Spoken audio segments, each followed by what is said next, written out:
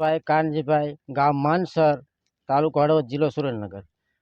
અમે શેરડીનું વાવેતર 25 થી 30 વર્ષથી કરીએ છીએ અમે વાવેતર, અને ઉત્પાદન સારું મળે છે। અને વીઘે 600 થી 700 મણ શેરડીનો ઉતારો આવે અમારે। અને અમારે ખાતરમાં એકરે 1 થેલી યુરિયા જોઈ, 1 થેલી ડીએપી જોઈ, આવું બધું અમે કરતા હોઈએ છીએ અમારે। અને પછી પાણ અમે અમારે લગભગ આ 9 મહિનાનો પાક છે। 9 થી 10 મહિને પાકી જાય અમારે શેરડી। વીઘે કેટલું ઉત્પાદન આવે, ક્યાં ક્યાં નિકાસ કરવામાં આવે?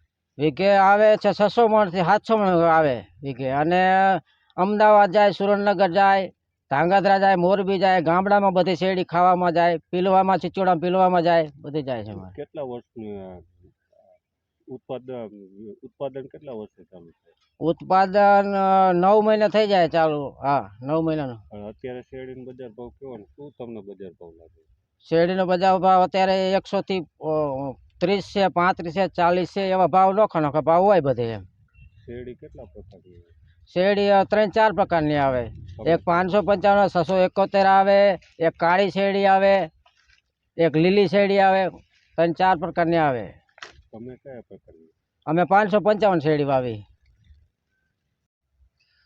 મારું નામ ગોહિલ હસમુખભાઈ વરસિંગભાઈ, ગામ મારું માનસર, તાલુકો હળવદ, જિલ્લો મોરબી। અમે આ શેરડીનું વાવેતર કરેલું છે।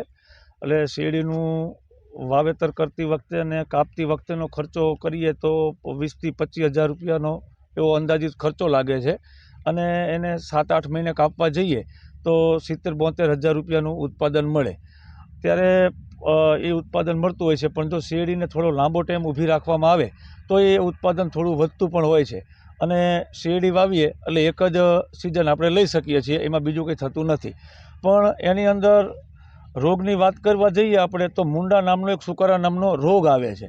એ રોગની કોઈ એવી દવા નથી કે એ પીવરાવાથી શેરડીમાં કોઈ રોગ ન આવે। સુકારા નામનો રોગ કે મુંડાને કોઈ અસર કરે એવી કોઈ દવા નથી।